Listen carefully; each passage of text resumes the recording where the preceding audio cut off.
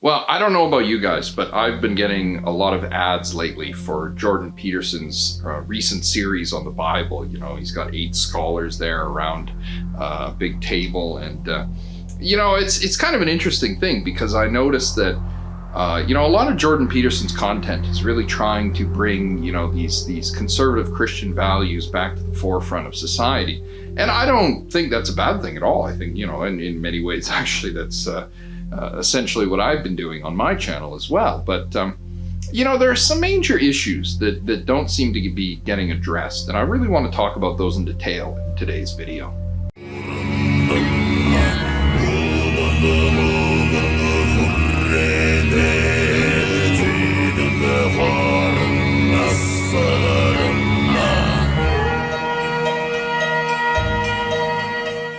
So I know that a lot of Christians might look at the Bible and they might say to themselves, well, why have people turned their back on the Bible? Why don't people take this book seriously? And you can talk about a lot of different things. You can talk about creation science, or you could talk about the literalism of the Bible or the historical accuracy of the Bible. But honestly, I don't really think that those are the biggest issues. I mean, a lot of the historical problems that exist with the Bible are kind of difficult. I think, people often love to point out the issues around, for instance, the city of Jericho and dating the destruction of Jericho. And they say, wow, look at the destruction of Jericho. It was way too early or way too late for what the Bible describes, when we look at the archaeology. But that's not really, it's only off by 150 years. And I know you might be saying 150 years, it's a lot. Well, you have to remember, we're talking about events that took place, over 2,000 years ago, more like 3,000 years ago. And we're also talking about traditions that can be kind of ambiguous. It's difficult to place a definite pin in history when it comes to a lot of these things. So I don't think actually those kinds of issues are the biggest problem. I know that in my search for making sense of religion and the time that I've spent studying religion, one of the biggest issues that I came across was realizing just how much of other religions have influenced the Bible. And this is an issue that I don't see really anybody coming to grips with, nobody really wrestling with. It's interesting, right? When you look at the Old Testament, when you look at the Torah, there's no mention of the apocalypse. I mean, there's maybe one vague prediction of the Messiah in, I believe, the book of Numbers, but actually it's more likely a prediction of King David.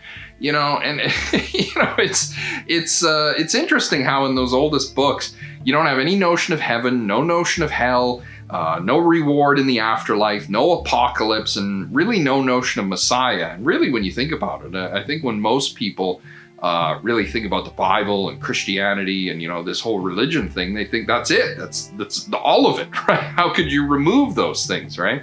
But it's interesting because when we look at these earliest books, what we see are clear inferences or clear influences coming in from Babylonian mythology. The myths of Marduk and Tiamat, and these stories about God and Leviathan, the dragon. I mean, these are clearly stories or ideas that have been brought over or have found influence from the Phoenicians, from the Babylonians. Mythology about God, the storm god fighting a dragon in the sea, is a very ubiquitous myth. And we see it in the Babylonians, we see it in the Assyrians, we see it among the Phoenicians. And we have several references in the Bible, and some of these references are not entirely oblique, they're not completely obvious. I mean, some of them are just single verses, and if you're not really familiar with the context of that time, you may be lost. You may say, well, what is this referring to? And again, this could be passages about Leviathan or verses about Rahab that we see in some of the prophets.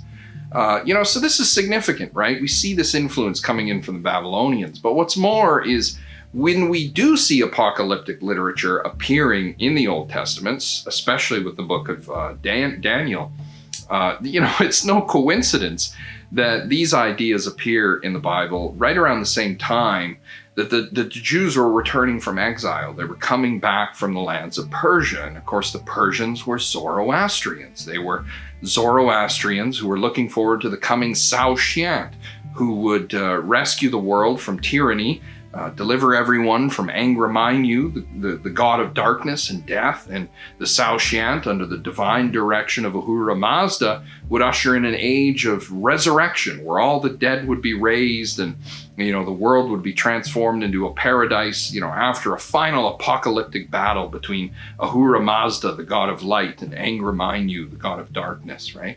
So it's interesting again, where we can see, right, that these earlier myths about Yahweh fighting the Leviathan, or, Baal facing off with the monster in the sea, Yam, or Marduk fighting Tiamat, right? This great battle, which in most of these mythologies stood at the beginning of the world, was really transformed in Jewish minds into describing the end of the world, right? It was used to describe the final battle between God and the devil.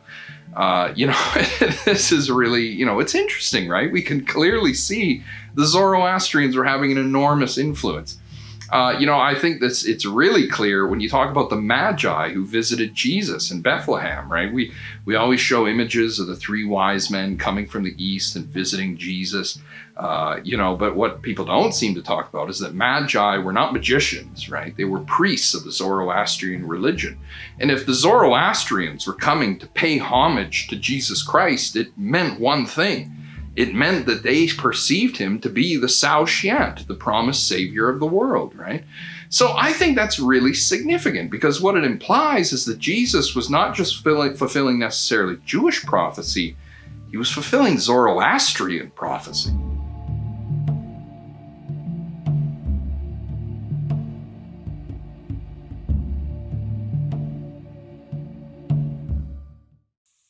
And what's more is when we look at the New Testament, we clearly see that many of the New Testament authors were making references to Greek ideas. I mean, I think the most obvious example of this is the notion of logos, right? We have in the Gospel of John, John says, in the beginning was the Word was with God, and the Word was God.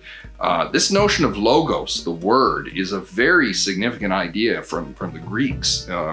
In fact, it comes from Plato, and before John's Gospel was even written, there was the Jewish philosopher Philo, living in Egypt, who really introduced a lot of these Platonic ideas into Jewish belief. And he wrote a whole book describing, kind of a reconciliation between Greek philosophy and Jewish belief.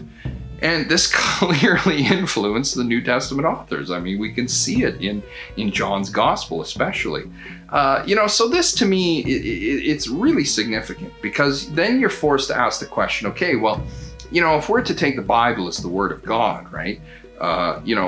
What would have happened if the Jews had been exposed to Aztec mythology, or if they had been, exposed further to the east, to the Hindus maybe, or, let's say they had spoken with the Vikings instead of the Zoroastrians. I mean, would we be reading about things that are echoes of Ragnarok and the final apocalyptic battle of Odin against, the forces of chaos? I mean, it sort of blurs the boundaries of these Judeo-Christian traditions, right? And, by the way, we can see similar things even within Islam, right? There are little pieces of Near Eastern myth that seem to have crept into Islamic ideas within the Quran. And so, this really, I think, forces people to question the authority of these texts, right? Because you start to ask yourself, well, if we can see influences coming in from here and influences coming in from there, I mean, what's really the authority of these books? Can we really rely on them as, divine revelations? I think, what we're coming to is unfortunately a kind of requirement, a need for a degree of syncretism, because frankly, we cannot really distinguish anymore firm boundaries between one set of beliefs and another. I mean, that's not to say there's no difference between the traditions of the Jews and the Phoenicians. Clearly there's a distinction, right? But, it's more so not so much the idea necessarily, I guess, of syncretism, but more so the idea of simply learning to appreciate the fact that many different religions had an influence on Christianity and as well on Judaism and Islam. And this really forces us to, I guess in some sense, look at the collective spiritual traditions of man as a kind of Old Testament, right? Where it's sort of in the habit of looking at, the Old Testament is prefiguring the new, and we say, well, the Old Testament was fulfilled in the new. And this is something that I think is really profound and important, because throughout history there has been this interpretation of Scripture called Christological theology. And it's the idea that everything really revolves around and is fulfilled in the person of Christ. And I think, recently I've been meditating on this. When Jesus in the Gospels rises from the dead, he speaks to his apostles and he says, I am the resurrection and the life. And I think in some sense, maybe we've lost some of the significance of some of these statements. We've come to really think in Christianity as of an apocalypse that's coming in the future, that history is moving forward, and at the end of history, there will be this great big battle, and then Christ will return, and, there will be a battle between God and the devil, and that'll usher in paradise. Well, of course, this doesn't really jive very well with a lot of our scientific understanding of the world, right? There's a lot of issues, right? And this reflects also in the creation story. I've talked at length about the creation story in the Bible. And one of the things that's really interesting is it seems that the creation story in Genesis parallels the creation stories of many different cultures, many different religions. And when we look at these different religions, when we look at these different beliefs, what we find is that they're not really talking about the physical origins of the world. There's a wonderful book called The Origins and History of Consciousness. I talk about it actually at length in our lecture series here with Enlightened University. And, in that book, it really unpacks how, when you read these ancient myths, you're not just simply reading about the emergence of human beings from the wilderness. You're also reading about the emergence of consciousness from the unconscious. Right now in university, I'm studying Roman history, and one of the things I find so romantic about reading Greek and Roman history, especially actually Greek history, are these old tales. I'm not sure how many of you are familiar, but there's the story of the Argonauts, the Argonauts who go to a far off corner of the Black Sea to steal the golden fleece, and there's this witch and, all kinds of magical beings. It's all very mythic, but of course, today we look back on things like the Iliad and, these stories where the gods were talking to men. In the Iliad, Venus or Aphrodite swoops down and rescues Paris from being killed by Menelaus, right? The gods were very involved in the activities of these heroes. And so the Romans and the Greeks, they imagined in the past that, the gods walked among men, and that the world was filled with all these terrific beasts. Well, there's, the funny thing of it is they're not wrong. They're absolutely correct. You see, because we know from paleontology, right, that there were tremendous beasts on the earth in those days. Saber-toothed tigers and woolly mammoths and, cave bears and, giant wolves and all these wonderful things, and that we also know from looking at sort of the archaeology of the psyche and by reading these myths and these mythologies, that for these ancient people, the experiences of the psyche were very immediate, meaning in many instances they could not clearly distinguish between hallucinations and waking states. The boundary between dreaming and waking was often blurred. And, people who would have been deemed schizophrenics or people of this variety, people with mental illnesses, they wouldn't have been dismissed. They often were seen as shamans, as authorities who could see the invisible world, right? And for many of these people, these gods are very immediate. They're very real, right? The voices in their head, it's audible for them. This forces us to kind of take a step back and really better appreciate a lot of these stories, better appreciate these ancient myths. They are rooted in real stories. People often criticize these things, it's all made up, but I don't think people often really meditate on how difficult it is to invent a story and to convince everyone that it's true. I mean, if you take a story that is true and you amend it or add to it or change it, that's relatively easy, but to just invent a story outright and say, well, this is true, sometimes that can be quite difficult. People are doubtful, they might not care, right? And I don't think that wasn't true in the ancient world. I think it was true. And so many of these stories, I believe, are absolutely rooted in history and in fact. And so when we look at these ancient myths, what we're forced to do, as I said before, is we're forced to look at all of these different myths as serving as a kind of Old Testament. And if we take that Christological interpretation of the Bible, that everything is fulfilled in the person of Christ, then suddenly we get a whole new perspective, and I think about, for instance, Egyptian myth, which I happen to be really fond of. Many people have pointed out, well, there are these tremendous parallels between the myths of the Egyptians and Christianity, and they're absolutely right. Osiris was the king of Egypt, the king of the world, right? And he's married to Isis and miraculously conceives a son. And, he's killed by his jealous brother, Set. And, he grows up into the trunk of a great cypress tree and up in Lebanon, right? And then finally he's rescued by his wife and raised from the dead, resurrected, right? Only to have his brother essentially slay him again. And then Osiris goes on to be king of the underworld, and he ushers the dead into paradise after they've passed through judgment. And if they fail to pass the judgment of Thoth, then their souls are cast into a lake of fire. This is all depicted beautifully in the Egyptian Book of the Dead. And, you may say to yourself, oh, well, see, it's all borrowed. It's all stolen. The Christians got all these ideas from the Egyptians. Well, no. The problem is we find similar myths in the Americas, in cultures that had nothing to do with Christianity. And, I've talked about this at length here on the channel. The example I always think of is the Sundance religions of Native Americans, right? That tell the story of Scarface, who wanted to marry the virgin daughter of the chief, but she was espoused to be married to the sun god, Natosi it is, Natosi. And so, the virgin daughter of the chief, she says, I can't marry Scarface. I'm espoused to be married to the sun god. And so Scarface journeys over the earth. He goes over the Rocky Mountains and journeys out to the coast in BC. And then he's taken by these birds, these swans, who usher him miraculously over the horizon, where he enters into the house of the sun. And the sun tells him that if he wants to marry the virgin daughter of the chief, that he has to be basically hung from a cottonwood tree in the shape of a Y. And he has to hang there for 3 days and 3 nights without any food, without any water. And if he survives into the 4th day, then the people are allowed to bring him down and he can marry the virgin daughter of the chief.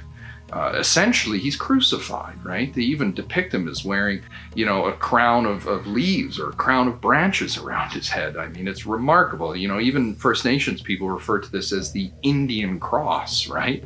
If you go to some of the sacred native sites here in Canada, you can find some of these Y-shaped sticks, placed in the ground or at sacred sites. This is the Indian cross. But, I spoke to, an academic at the University of Lethbridge, and I said, well, is there any chance that the natives borrowed some of this from Christianity? And she says, no, absolutely not. These were the most sacred traditions to the Blackfeet and to the Cree. They still practice it to this day. So to suggest that this was all stolen from Christianity is very hard to believe or accept, because Christians actually made these practices illegal when the pioneers came over and they recognized the Sundance religion. So it's how did they come up with that, right? How did they come up with these beliefs? And again, when we look at, for instance, the images of the Buddha sitting under the Bodhi tree and, offering himself to death for the sake of the salvation of the world. I mean, these are all very Christological images.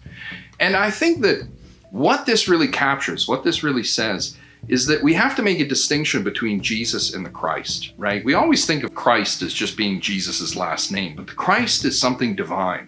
And one of the things that I think has really been lost in modern Christianity is, there was so much debate in the early church over the divinity of Jesus. The early church fathers were arguing among themselves back and forth, is Jesus really divine? Is he really God, right? Is he human? What does it mean? Of course, theologically, the church has concluded that Jesus was both human and divine, fully and completely. But this doesn't really serve to make a great explanation, right? Because even a child can point out, well, wait a minute, is Jesus praying to himself? Sacrificing himself to appease a law that he made? There's all kinds of logical conundrums that quickly appear when you take this approach, right? But I think, when you read the Bible, when you read the Old Testament, or the New Testament especially, it seems to me, at least, that the early apostles really felt that Christ had become divine, that he started out as human, he started out as a human being, and through what he did, he became divine. The whole idea, the whole story of Jesus being born of a virgin, right, and being conceived miraculously gives us this sense that Christ was fully divine from the very beginning. But it's pretty clear that his divinity, was latent. It was hidden. It was not manifested, right? It says, for instance, in the gospel that Jesus grew up and learned about God and learned about, his people. Well, how could he learn about anything if he was already God and all-knowing, right? It's clear that he was a fully, human individual, and that over time he achieved divinity. And so this really is the debate, right? Was Christ always God, or did he become God? But frankly, I think these are all kind of points that are, kind of moot. It's missing the point, all right? Because when we expand our vision and we look out at many different cultures, we can clearly see this notion of theosis, this notion of apotheosis, this notion of achieving divinity, divinization, right? Where the individual, the human being, moves through a series of experiences, moves through an experience of enlightenment to achieve divinity, to essentially become God. And when you look at it this way, that Jesus was a man who became the Christ. And by the way, there are several passages in the New Testament that really have that kind of an accent. They have that flavor that Jesus became the Christ, right? And, the whole idea is that through his death and his resurrection, he brought to pass those things which were present in Zoroastrian myth, those things which are present within Egyptian myth, right? It is the Christological interpretation that Christ is a cosmic force, a cosmic power. It's something that's on every planet. It's in every galaxy. It fills all things. It's this divine principle, this divine nature, this divine personality, and that various cultures throughout time have essentially touched on this. They've tasted some of that. They've reached a point of really grasping it or manifesting it within their own cultures, within their own societies. And so this really forces us, right? I think if we're to be educated, informed, skeptical, critically minded modern Christians, right? If we're to be intelligent, educated Christians and not, evangelical kind of, Bible fundamentalist types, answers in Genesis types, right? If we want to avoid that, then I think, we're sort of forced to take this kind of an approach of seeing all the different world's religions as leading to this Christological significance. And when we talk about creation stories and we talk about the apocalypse, these are descriptions of the birth and death of the psyche. In evolution, we say that when a creature gestates within the womb, it kind of moves through the whole process of evolution in a kind of microcosm, right? It starts in a watery ocean. You have the sperm and the egg, which, single-celled organisms, comparable maybe to bacteria, mitochondria, right? And then it evolves into a fish and moves up into finally a terrestrial land creature, right? So there's a kind of microcosm there. There's a microscopic form of evolution taking place. But even when we look at the psyche of children, right, a similar thing takes place within the mind. The mind moves through the various phases of development from unconsciousness to consciousness. And again, this is described beautifully in the Origins and History of Consciousness. I'll post the link in the description for that. So what we can say is that when these myths talk about the creation of the world, they're talking about the beginnings of the psyche, which is analogous to the creation of the world, right? It is analogous. It's a parallel because, as I've said, right, within the psyche of man, there's a microcosm. So the beginning of the world is the beginning of the mind of man. I mean, what is the universe without someone to observe it?